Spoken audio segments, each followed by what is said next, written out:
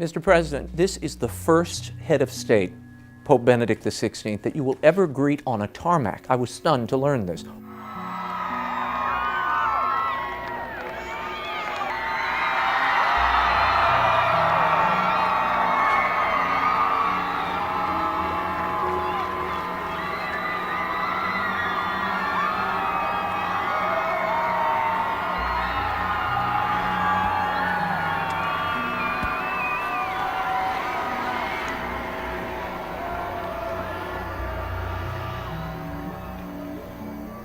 Why are you going and greeting him at an airstrip? Usually the heads of states come here. Because he is a really important figure in a lot of ways. One, he speaks for millions. Two, he doesn't come as a politician, he comes as a man of faith. And three, that I so subscribe to his notion that there's right and wrong in life, that moral relativism has the danger of undermining the capacity to have more hopeful and free societies, that I want to honor his convictions as well.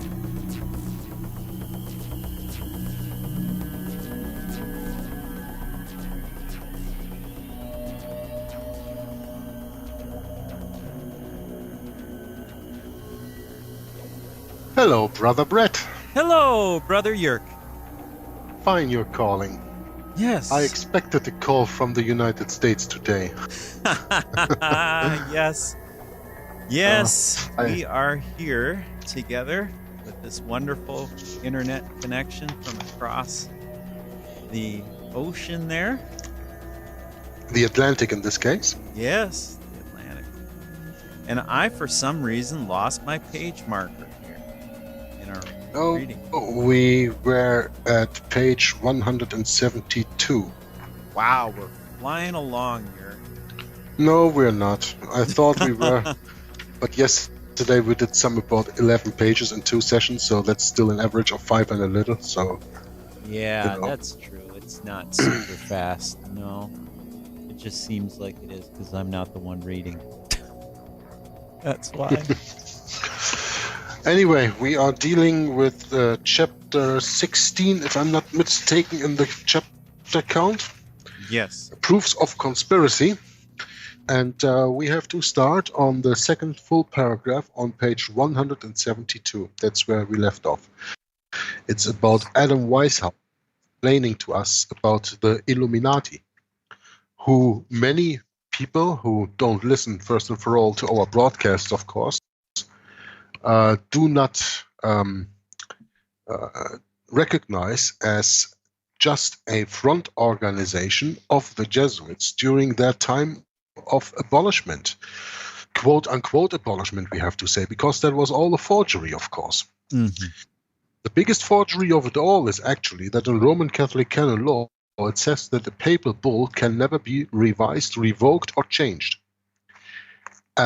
So Dominic Ac Redemptor was the name of the bull that abolished the Jesuits by Pope Clement XIV in 1773, and then Pope Pius VII did another bull in 1814 for the re-establishment of the Jesuits. So they are contradicting themselves wherever they go, wherever they are. Man, you know what? You know how Tom Fress did a reading of that book by Francis Rooney, The Global Vatican, right? Mm-hmm. And I had searched him a little bit recently, and I found out that he ran for governor and that he got elected, and he is actually part of the whole government system now. Of course, as if he wasn't already. I mean, he's a Knight of Malta. Come on. But you know. Officially, he is a part of the United States government, and there was some stupid interview he did, or a number of interviews he did, and I was just listening, you know, very, very briefly, just skimming over it, and the guy is using terms like ends justify the means. Really? Really. I'll send it to you. Oh, I'd like to hear that. Yeah. I bet you would.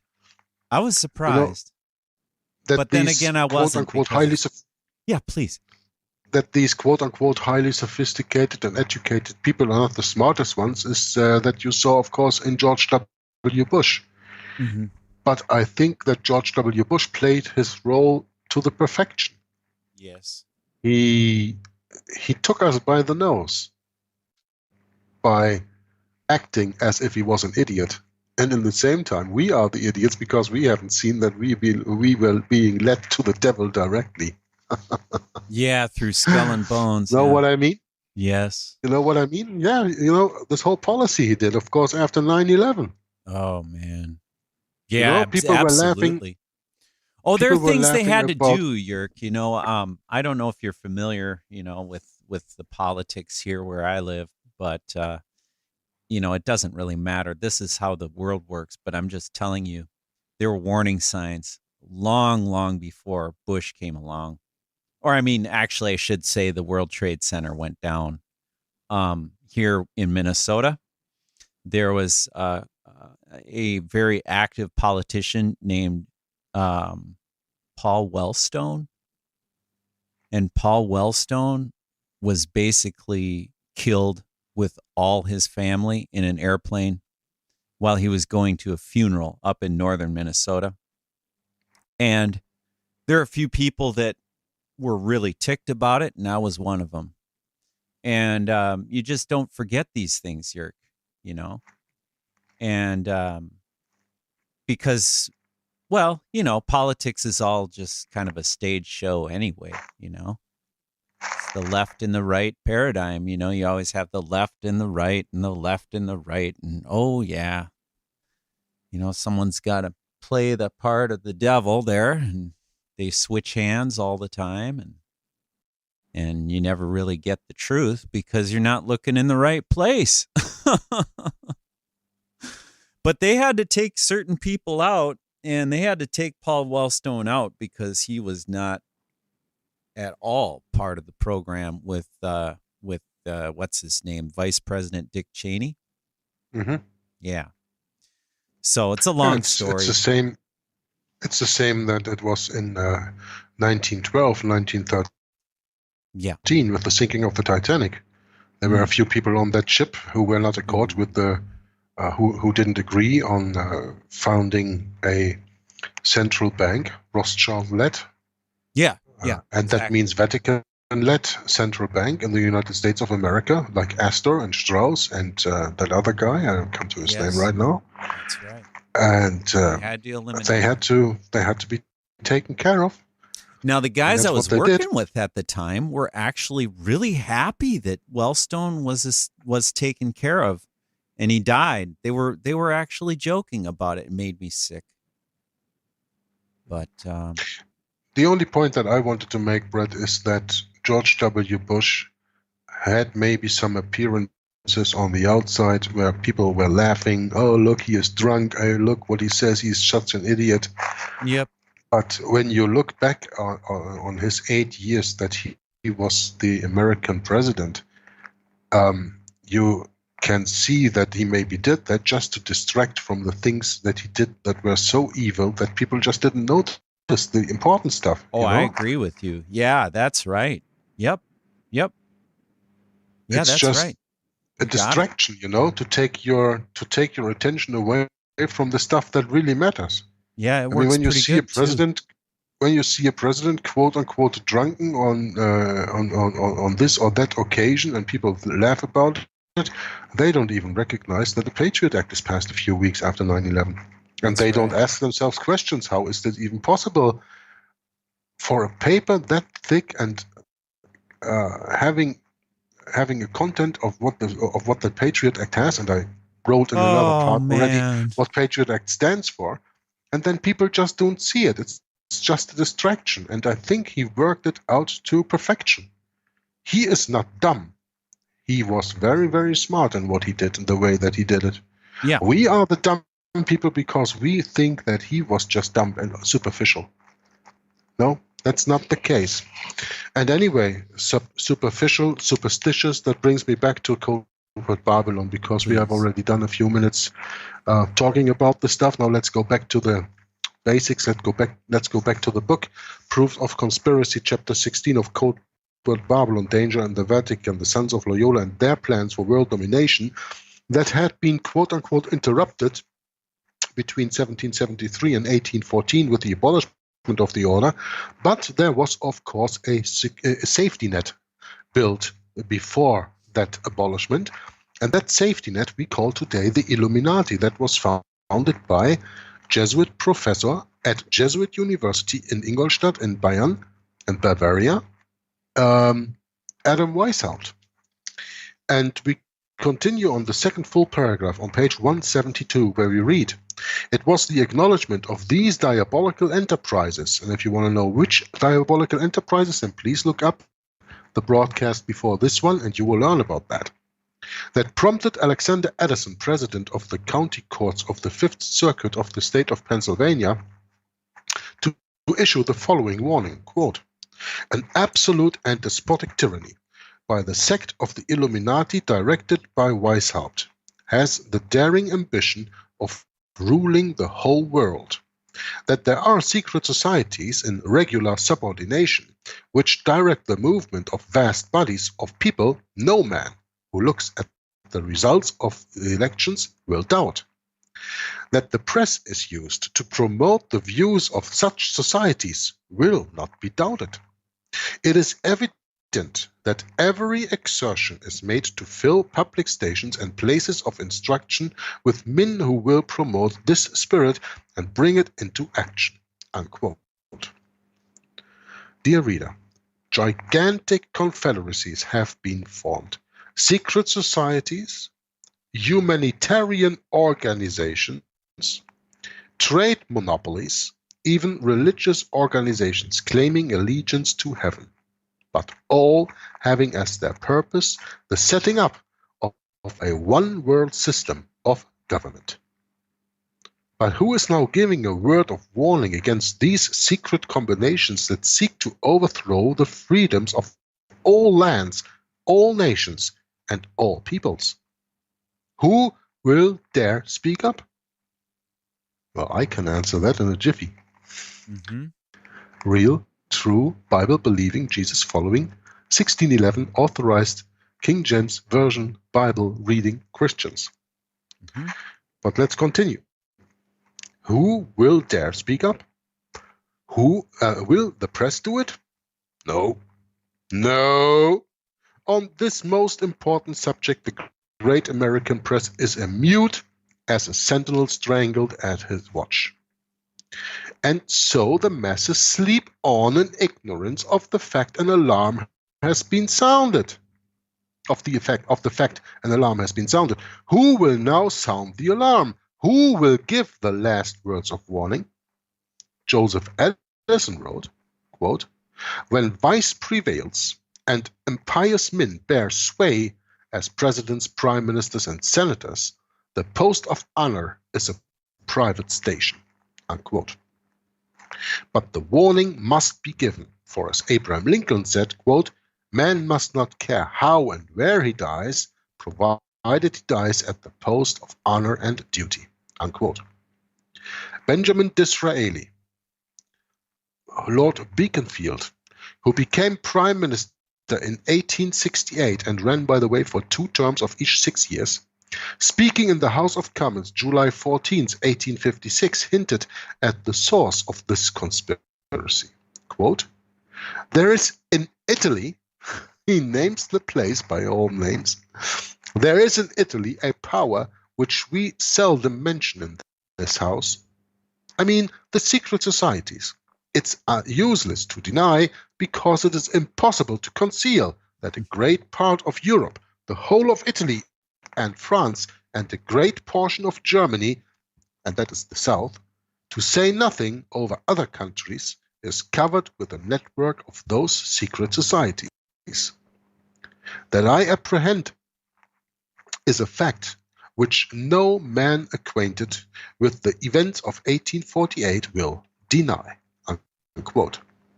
Note, Disraeli spoke of a power.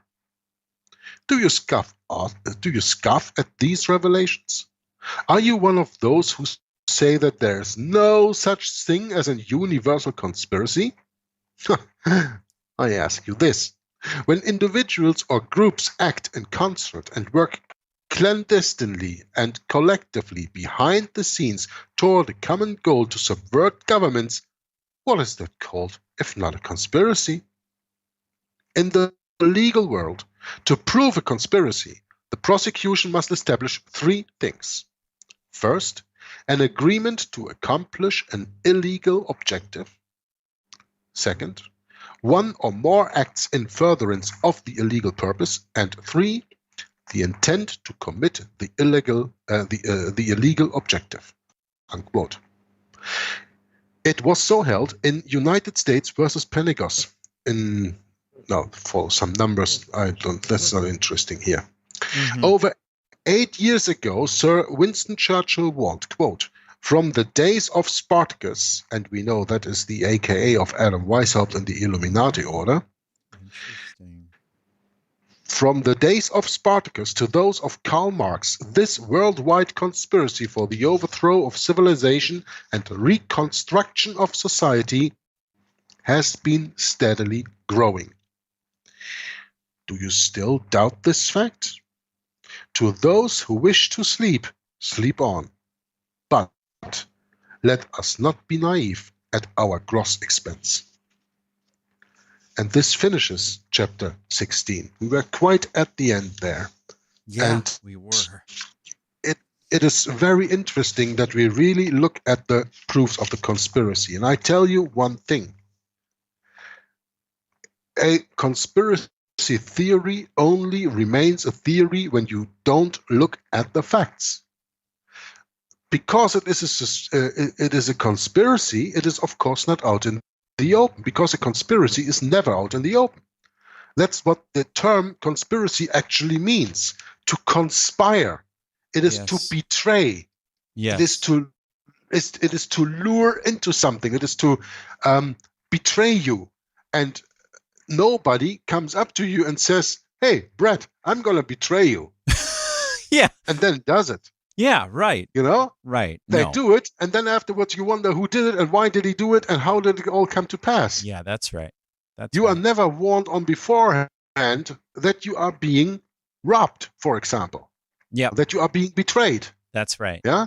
Yes. When you are married, and I guess a lot of people can vouch for that. Yes. When you are married, your wife doesn't come one evening to you and says, hey, darling, I'm going to go out fornicate with some other guy, you know? Bye-bye. And when I come back, no doubt, I'm filled up. I don't need you anymore. Does she say that? No, she says, oh, honey, I have a nice evening out with the girls tonight. I will be home late, so don't wait up. But I'm going to see you tomorrow. Bye. And 9 months later, yeah, when you are having bad luck, you're becoming a father of a child that you never helped to conceive. Mm-hmm. You know? Right. Also a conspiracy, right? Betrayal is a conspiracy. So you have to look at the facts. So at the moment when you see something happen, you have to ask questions. Mm-hmm. But we are today raised in a world mm-hmm. where asking questions is, quote unquote, politically incorrect. Where asking questions is the same as all of a sudden not taking the authority seriously. But when the authorities of the country, the government of your country tells you that they are doing the best for your for your well-being, you have to believe them. Because they say it. They swore an oath.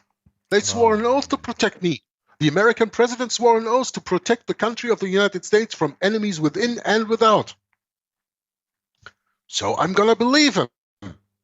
Okay.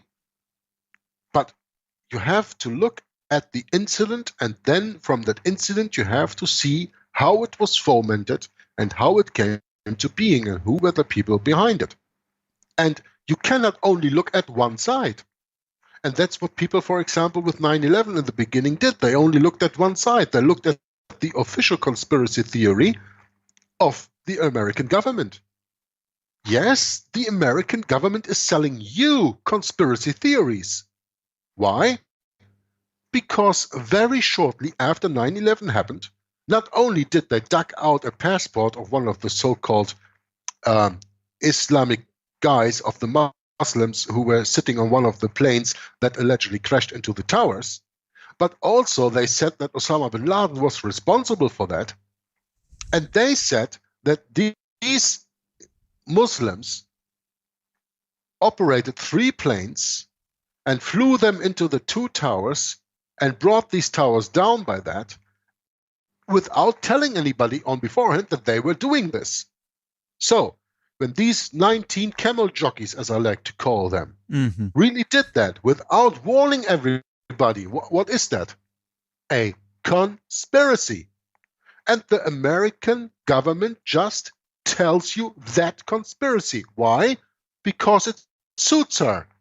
Because when you believe that conspiracy that the American government tells you, you will not be looking in any other direction. But you will be satisfied on everything that you see on the television on it. You will be satisfied by everything that you read in every newspaper about it. You will be satisfied on every magazine, like Time magazine or whatever writes about it. Man. You will be pleased by every book that you read in the history books later, what they tell about that incident. Now, in the incident of 9/11, maybe it's not yet in history books, but 9/11 is not the first time a case like this appeared. 9/11 is nothing else but a Trojan horse. How old is the Trojan horse?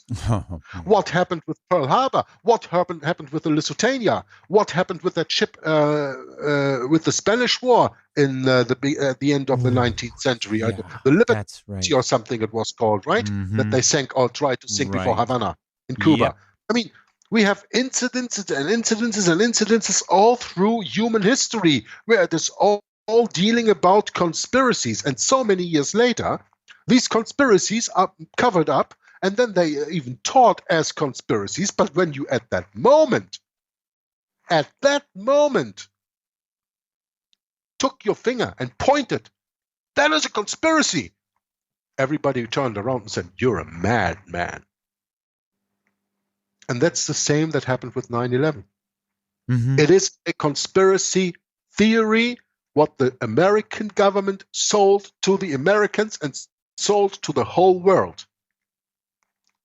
And because they assume authority, they don't allow any digging into the real facts of that.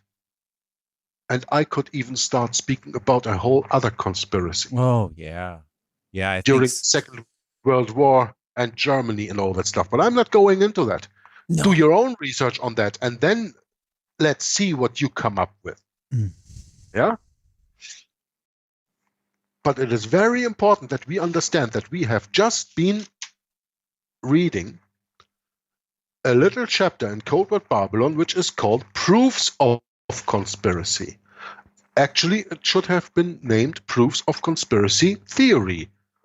But it doesn't, because P.D. Stewart deals with the fact, hey, that at the moment when you unveil the facts of the conspiracy theory, it is not a conspiracy theory anymore. It is a conspiracy. That's it. Yep. Now, every Bible-believing Christian, the whole Bible is a conspiracy. I mean, it deals over a conspiracy, nothing else. Yeah. It is the conspiracy of the fallen angel from heaven, of Satan, to make the world, which is not of his own, to make it his own. Because our Creator God says the world is the world is mine, and everything in it. Yeah. Yeah. And what did he say? From my throne, and the world is my footstool, or something like that. Mm-hmm. You know, That's the right. world is his. And the world is his. And what did Satan do? Satan said, no. Hey, God, you gotta listen to me. I will exalt myself above the stars of the Lord, above the congregation, and I will be as the Most High. It's not yours, it's mine, and I'm going to take it from you. What did God say? Get out of here. Get out of here. I don't need you anymore. And everybody who believes you, go with him. Into perdition you will go. Hey, I will leave you some fun in the meantime. You can try whatever you want because I have my people who believe in me and don't believe in you. And with the rest, you do as you please.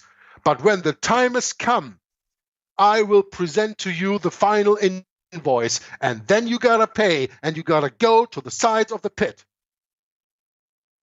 The whole Bible is a conspiracy, or deals with a conspiracy, not is a conspiracy, but deals with a conspiracy. Mm-hmm. Like it or not. Yep. No and choice. Just in this part of the conspiracy, as long as we are caught in this fleshly body, in this fleshly, sinful piece of crap, we have to try to get along in the system to search for our eternal salvation, which is by grace of our Lord Jesus Christ, who with his grace pulls us to him and washes us white with the blood that he shed 2,000 years ago on the cross. Few days later, after he died, he rose. He became living again because the Father showed the power that he has to revive, let's say, his Son, to resurrect his Son. And he is the first fruits of the resurrection. And he went up to heaven, and there he is right now, and having a look at us and being so glad that everybody who finally sees through the deception that Satan spun with his conspiracy theory here on earth.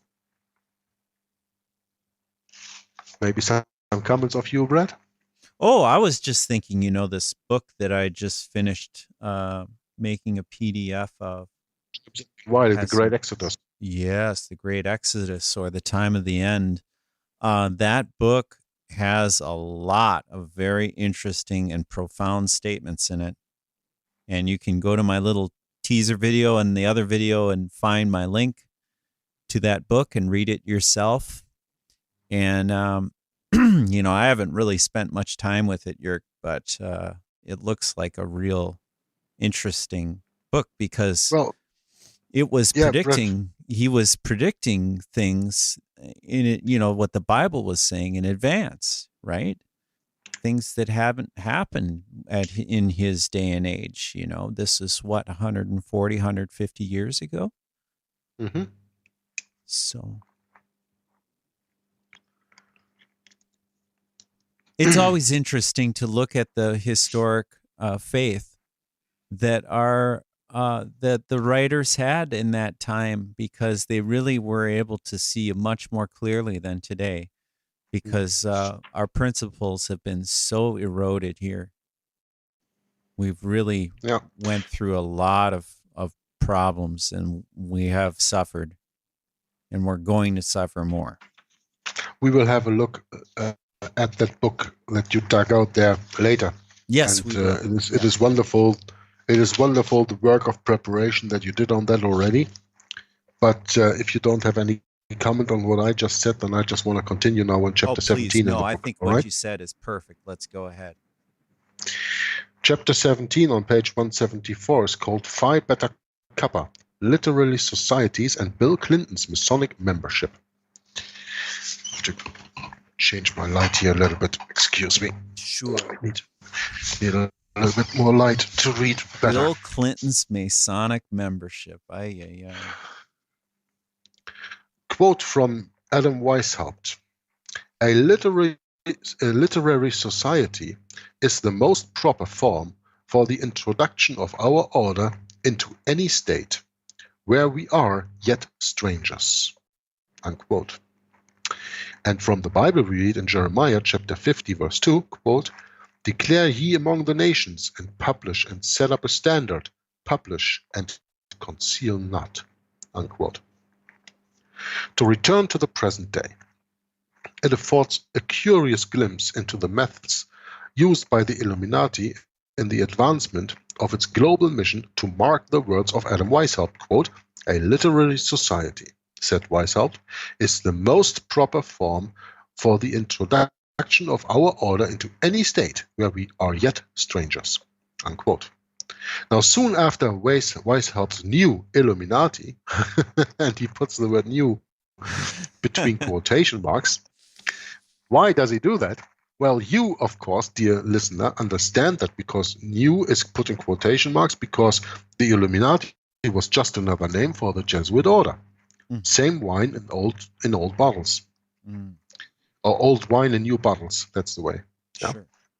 Soon after Weishaupt's quote-unquote new Illuminati was created in 1776, he wrote to a friend about the secret plans of the order in these words, quote, "The great strength of our order, the Illuminati, lies in its concealment. Let it never appear in any place in its own name, but always concealed by another name and another occupation. The form of a learned or literary society, which is a sorority, is best suited to our purpose, and had Freemasonry not existed, this cover would have been employed. And it may be much more than a cover. It may be a powerful engine in our hands. By establishing reading societies, like book clubs, and taking these under our direction, we may turn the public mind which way we will. In like manner, we must try to obtain an influence in the military academies. This may be of mighty consequence. A literary society is the most proper form for the introduction of our order into any state where we are yet strangers. Mark this fact," unquote. Now, this is a very important quote because we read this on this one page already 3 times. I'm going to read it to you a 4th time. Understand, please, what Adam Weishaupt says here. A literary society is the most proper form, but not the only form, for the introduction of our order into any state where we are yet strangers. Now, this is most important. Weishaupt and his collaborators devised to set up quote-unquote learned literary societies as a front for their quote-unquote purpose. Does history record any such learned secret literary society formed at or soon after 1776? And if so, does it continue on to this day? Did Weishaupt's literary societies survive beyond the 18th century? I invite the reader to consider closely the orders known as the Crown and Dagger, the Seventh Society, Phi Beta Kappa Society, Scroll and Key, Skull and Bones, the latter of which we say a great deal more later on. Consider also the lesser-known Bull's Blood Secret Society at Rutgers University, or Rutgers, known as Lodge 443, established in 1834 by Frederick T. Frelinghuysen, William A. Newell, and Joseph Philo Bradley, a former justice of the U.S. Supreme Court. A former justice of the U.S. Supreme Court is the founder of a secret society. How does that mix with your education and understanding of what judges should be? Other interesting literary societies of high academia can be found at the renowned Leland Stanford University, founded by Senator Leland Stanford in 1891. According to Albert C. Stevens, Senator Leland Stanford was himself a Freemason.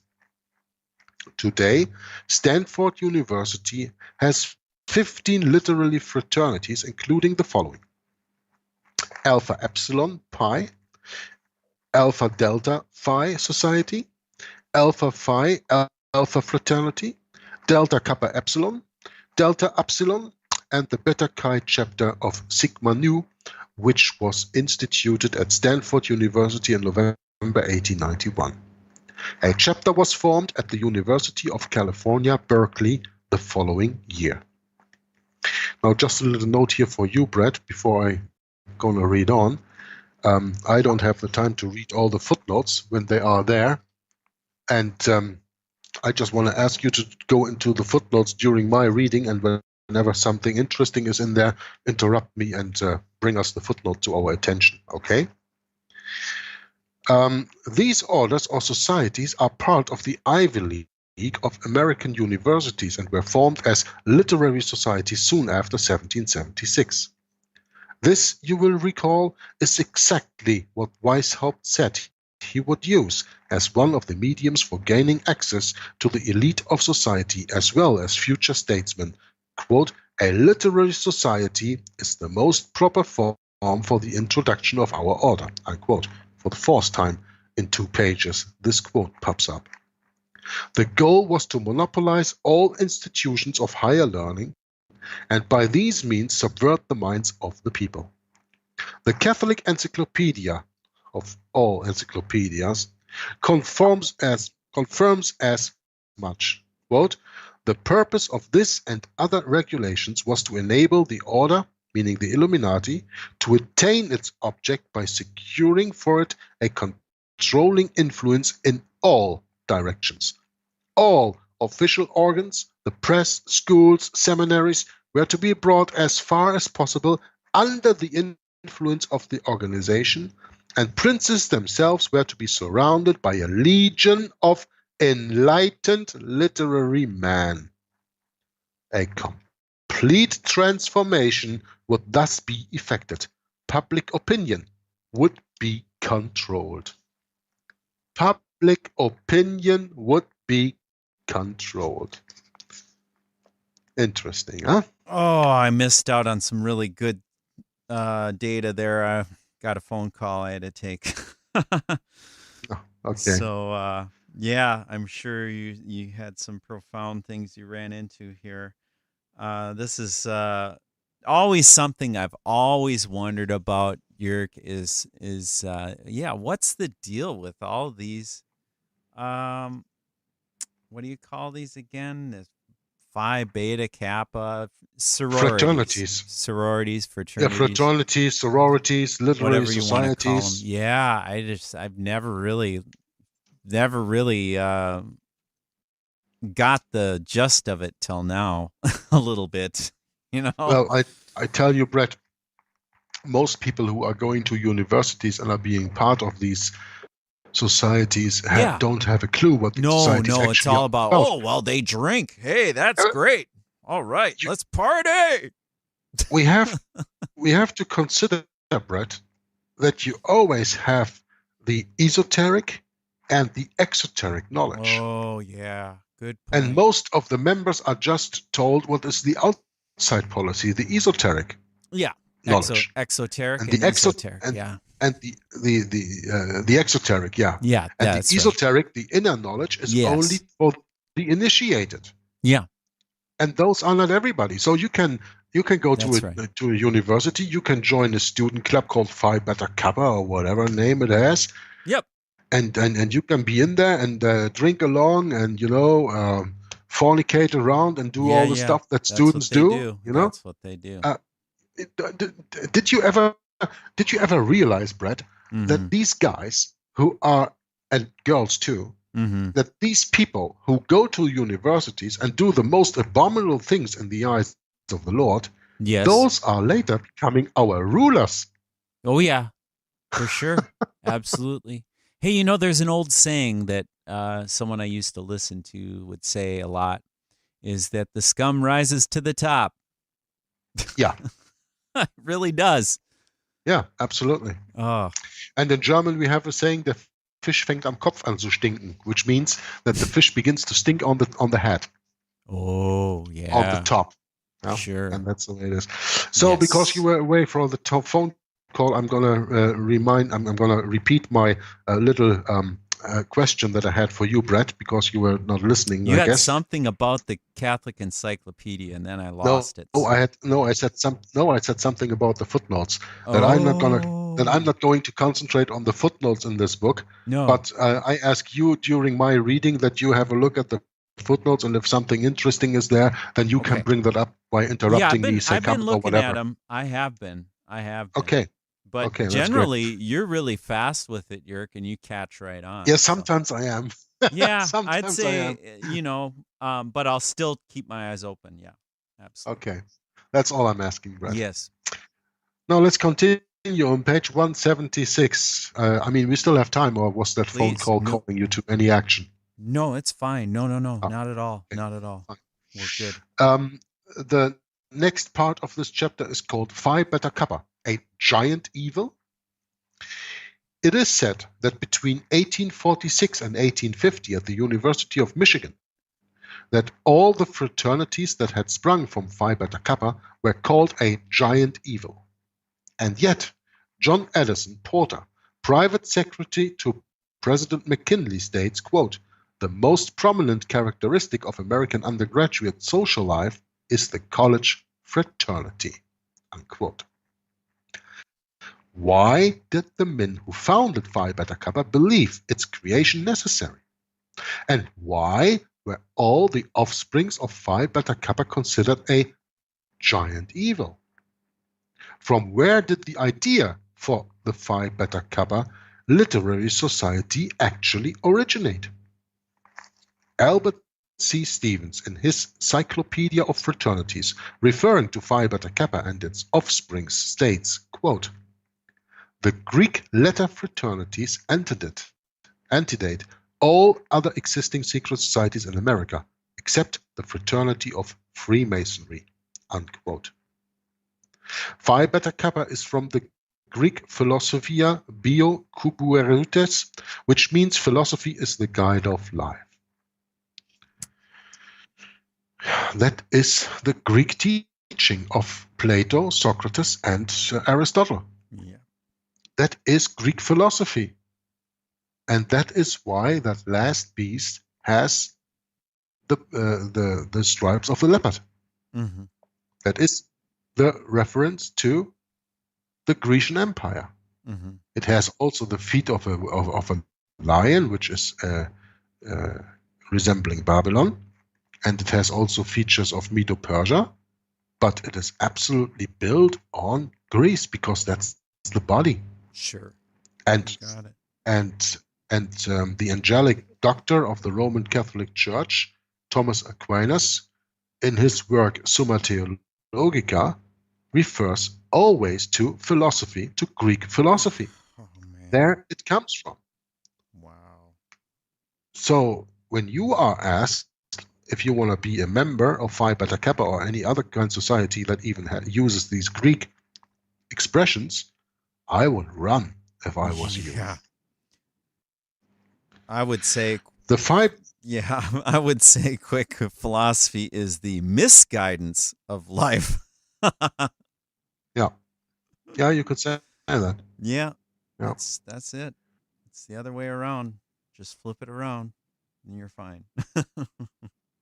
The Phi Beta Kappa Academic Honor Society was founded by John Heath, Thomas Smith, Richard Booker, Armistead Smith, and John Jones. But Heath was the moving spirit and its first president.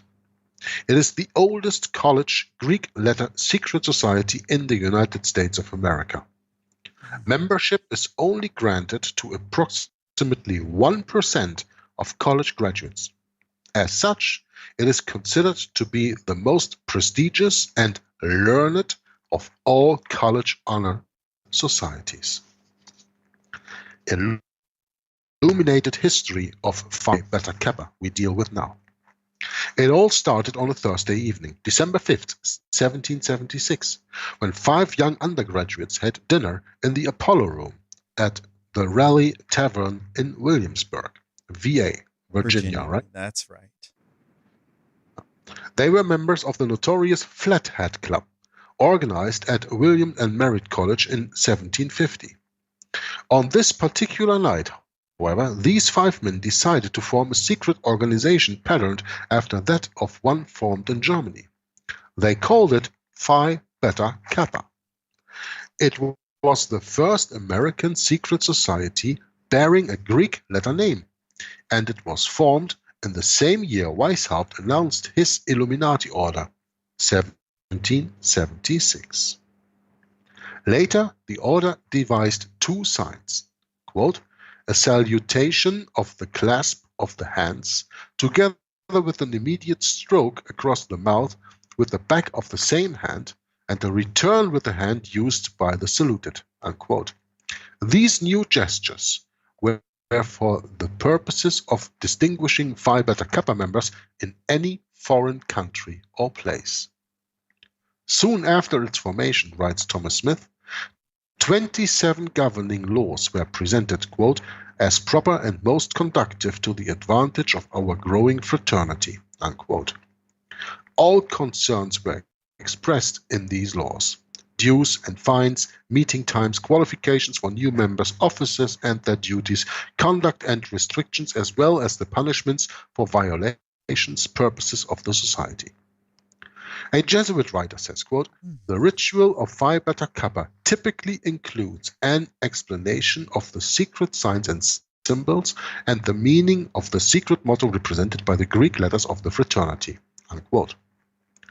Until his initiation, the pledge is given limited knowledge of the fraternity's secrets. Only on completing a period of probation is he permitted to take his initiation. It is during the initiation that the candidate takes his final oath to the fraternity and is given additional signs and the secret brother's password. Many of the college fraternities have adopted the same rituals and constitutions in imitation of the Masonic model.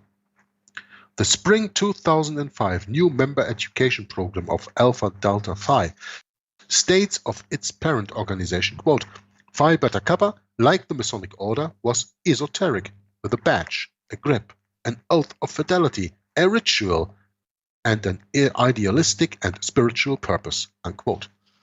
The Phi Beta Kappa oath reads, quote, I, insert your name, I do swear on the holy evangelists of Almighty God,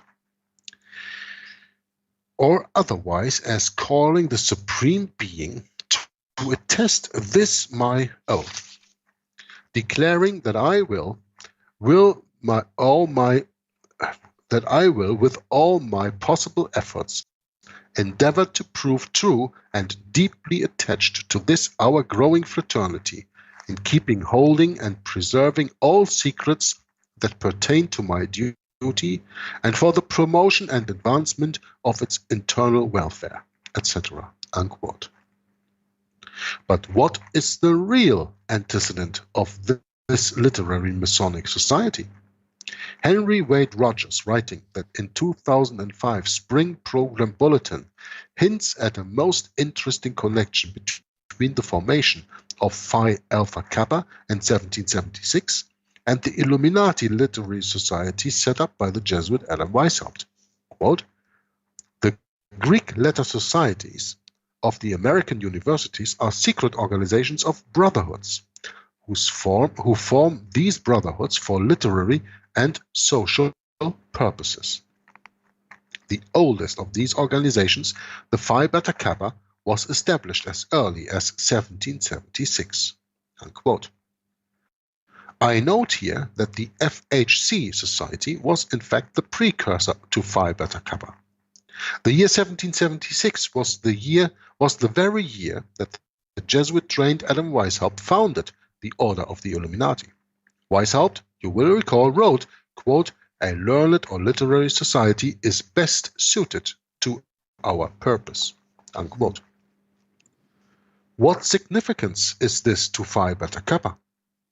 In the above-mentioned Spring Program Bulletin, Henry Wade Rogers states, quote, the large place these organizations have come to occupy in the American universities can be inferred from the fact that there are now more than 800 chapters of these societies in our colleges, and that their total membership, including their alumni, is more than 100,000.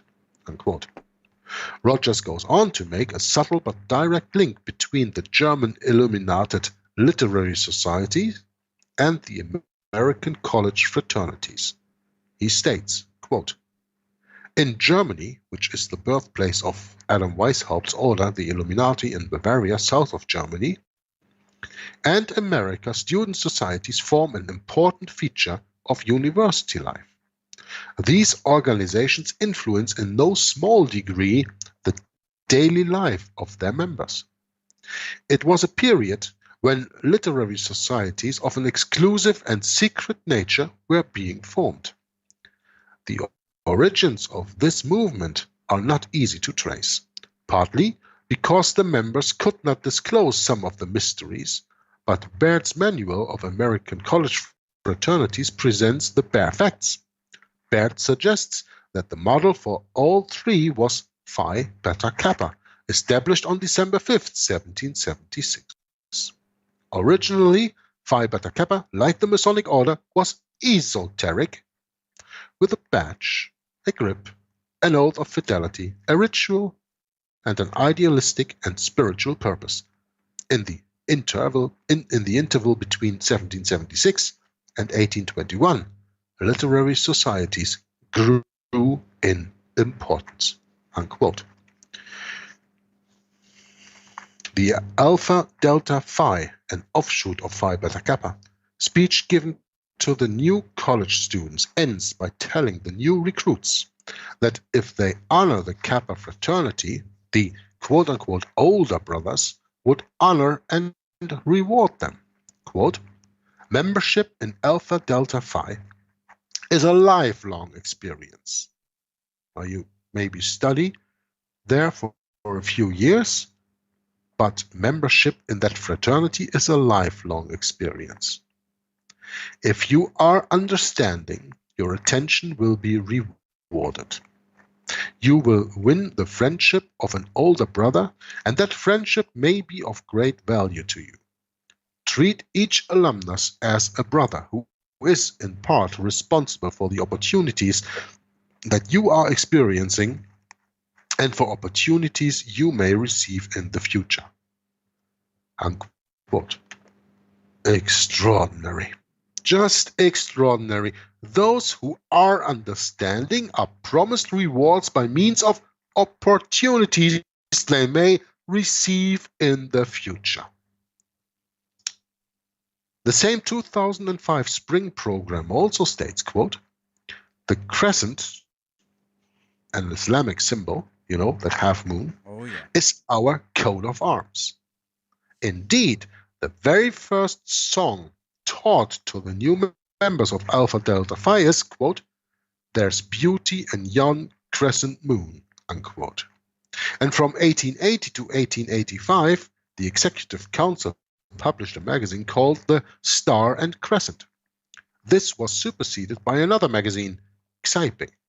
However, the undergraduate newsletter, originally called The Field General, was changed in 1980 to The Star and Crescent. Is there any Islamic theme there? The choice of the word Phi in Phi Beta Kappa and Alpha Delta Phi is also very interesting. In the occult understanding of the cosmos, Phi is the mathematical principle of the pentacle, the divine proportion, sacred geometry, or golden mean used by both the ancient Greeks and Egyptians for designing their buildings and monuments. The golden mean is intimately tied to the pentagon and five-pointed star, the symbol used by those who practice Wicca, which is witchcraft. All of the above literary societies or sororities or fraternities are Masonic. As Albert Stevens observed, quote, some of the better known college fraternities give unmistakable evidence to those of their members in the position to judge of having been rummaged in the bureau drawers of Freemasonry, the Templars, Knights of Malta, and other orders, while the earlier Alpha Delts were evidently inspired by what they knew of Royal Arch Masonry. Unquote. Wow. Now we come to American former President William Jefferson Clinton. Bill Clinton and other learned agents of the Great Secret Society. Phi Beta Kappa, huh? Mhm. Notwithstanding Phi Beta Kappa being called a giant evil, this has not detracted from its appeal. Famous members include William Howard Taft, who is the founder of Skull and Bones, George H.W. Bush, Nelson Rockefeller, John D. Rockefeller Jr., Alger Hiss, Henry Kissinger, Pat Robertson, Senator Joseph Lieberman, Elliot Spitzer, Condoleezza Rice, William Jefferson Clinton, and Supreme Court Justices Ruth Bader Ginsburg, Samuel Alito, former Chief Justices William Rehnquist and John Marshall, and the current Chief Justice John Roberts. All of these justices, except John Marshall, are Catholics, Universalists. Mhm. Earlier, I promised to furnish proof of Bill Clinton's Masonic membership and affiliations. Here it is. From a notice posted in the Jerusalem Post, November 1994, by the Grand Lodge of the State of Israel, you will see it is addressed to the Masons of Peace. Yitzhak Rabin, Prime Minister of Israel, King Hussein of Jordan, and the Honorable Bill Clinton, President of the United States. And then in this book is a picture that Brett will, I hope, put up in the video at the appropriate moment. All right, I'll have to take a note. Yep. This advertisement, as you can see, refers to President Bill Clinton as one of the Masons of Peace and ends with warm fraternal congratulations, and is signed Ephraim Fox, President of Israel Order of Masons. Not only is Bill Clinton a high-ranking Freemason, a Rhodes Scholar, a Phi Beta Kappa, and an ex-Yale Law School dropout, Yale is the headquarters of Skull and Bones, his alma mater is Georgetown University, the first Jesuit university in the United States of America. Impeccable credentials for any good double agent of the secret society.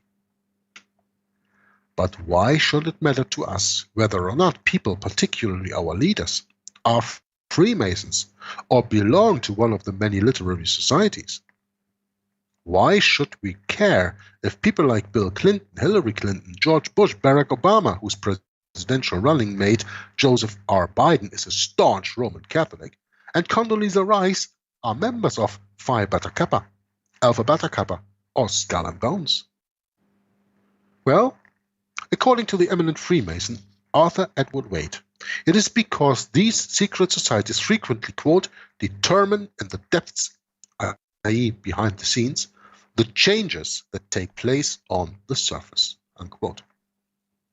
Moreover, virtually every one of the literary societies or sororities or fraternities at American universities are offsprings of that giant evil called Phi Beta Kappa, which was formed as an American echo to Adam Weishaupt's conspiratorial Illuminati order. These societies require that their members take oaths, pledging allegiance to organizations other than the state or country of their domicile. On July 4th, 1798, Timothy Dwight, president of Yale University, warned the people of New Haven about the Illuminati's use of American politics, religion, and education to further their sinister ends. Quote, shall we introduce them into our government, our schools, our families? Shall our sons become the disciples of Voltaire, a French Jesuit-trained writer, and the dragoons of Murat, or our daughters, the concubines of the Illuminati? Unfortunately, many of the leading families of America have become disciples of Illuminism through the system of college sororities or fraternities. The most prominent characteristic of American undergraduate social life But Albert C. Stevens reminded us all of the college fraternities have been extensively borrowed from Freemasonry. Here is the full text of his earlier quote. Some of the better-known college fraternities give unmistakable evidence to those of their members in a position to judge of having been rummaged in the bureau drawers of Freemasonry. Art Fellowship, Forestry, the Templars, Knights of Malta, and other quote-unquote orders for ritualistic finery. Zeta Psi was founded by Freemasons. Delta Psi, Columbia 1847, was dressed up by someone who had access to rituals of the bastard Masonic rites of Mizraim and Memphis. Psi Upsilon hung up its harp low on the tree of symbolic masonry, while its offspring, Theta Delta Chi, went far afield and returned with the forestic legend, while the earlier Alpha Delts were evidently inspired by what they knew of Royal Arch Masonry and the Red Cross degree as conferred in commanderies of Masonic Knights Templars. Unquote. Sadly, however, as Stevens writes on page 15 on his book, The Cyclopedia of Fraternities, quote, very few among the 6 million members of nearly 300 secret societies, fraternities, and sisterhoods in the United States of America are familiar with the origin or history, unquote, of these organizations. Again, listen closely. Very few of the 6 million members of nearly 300 secret societies, fraternities, and sisterhoods in the United States are familiar with the origin or history. That means people join just to join. They don't even inform themselves what they are joining. And that is the problem. Doing your own research, even in things like this. Yeah. When you don't do that, you will be lured into a trap that you will then never find a way to get out of anymore. And that's the problem. Very few among 6 million members of nearly 300 secret societies, fraternities, and sisterhoods in the United States are familiar with the origin or history of these organizations. And yet, he continues, a little research will reveal, and that's what I mean, I didn't read this, but what I say, do your own research. Mm-hmm. And yet, a little research will reveal that these college fraternities are the legacy of the Jesuit Adam Weishaupt, founder of the Bavarian Illuminati. How profound was the observation of French historian Louis Blanc when he wrote, Weishaupt was, quote, one of the profoundest conspirators who have ever existed, unquote. Mm-hmm. Lest the reader is inclined to think lightly of this fact, of leaders like Bill Clinton and others belonging to these Masonic organizations, I share a statement from the respected Masonic professor, Manly P. Hall. He wrote an absolute encyclopedia on Freemasonry, The Secret of All Ages, I think it's called. Yeah. I have that book on my computer, and believe me, I tried for, I think, 40 or 50 pages to get into that, but every time after half a page, I fell asleep. This is so boring, dry to read. Yeah. You have to see it for yourself to understand it. But really, I tried my best, but I couldn't get to it. No. Anyway, what does Manly P. Hall state here? Interesting to know, eh? Mm-hmm. Yeah. Okay. Come back to our next reading, where we will continue, and then I will read the quote what Manly P. Hall has to say about this. Because we have come to an hour and we have read some pages, and it is quite taking a little bit out of me and probably also out of you to listen and understand all that. And I want to leave you here, and Manly P. Hall's quote is something that we will read next time. We will continue on page 183 of the book Codeword Barbelon. Up to here, I, Jörg from Joggler66, thank you, Brett, for the invitation to come back to the reading and reading this along with me. and supporting me in it and putting the videos up of this, working on that. And I thank everybody who listened and watched this video, and also for your contribution in the form of comments, research, or whatever. And until next time, Juggler 66 from Hour of the Truth said, God bless you and bye-bye. Thank you, Jörg, so much for this reading, and it's a very, very in-depth learning experience, traveling down this road, reading this book, learning lots of very intriguing things that, well, you know, I never really was interested in any of these fraternities, sororities, or whatever. But of course, I was really never interested in getting a degree too much anyway, you know, when I was going to school myself. So, you know, it really comes with the territory, I guess. But hopefully this will be some really good information for those of you that have had experiences that relate to these types of things. And in America, there is lots of this. I assure you that. So again, thank you, Jörg, for your time, and I will catch up with everyone also in the future, I hope, and we get these videos up soon, and hope to be seeing you there in the next coming videos to come and our next reading of Codeword Barbelon. So God bless you, and bye for now. And I'm going to remind his Holy Father how important his voice is, and making it easier for politicians like me to be able to kind of stand and defend our positions that are, I think, you know, very important positions to take. Mr. President, final question. Yes, sir. You said famously, when you looked into Vladimir Putin's eyes, you saw his soul. Yeah. When you look into Benedict XVI's eyes, what do you see? God.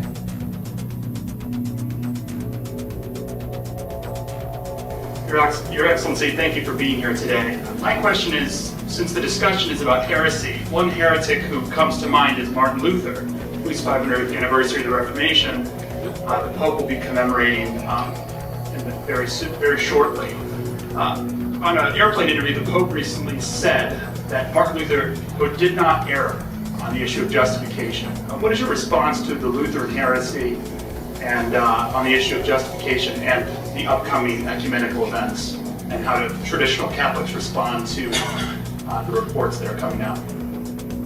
We have already had an infallible response to the errors of Martin Luther, the Council of Trent.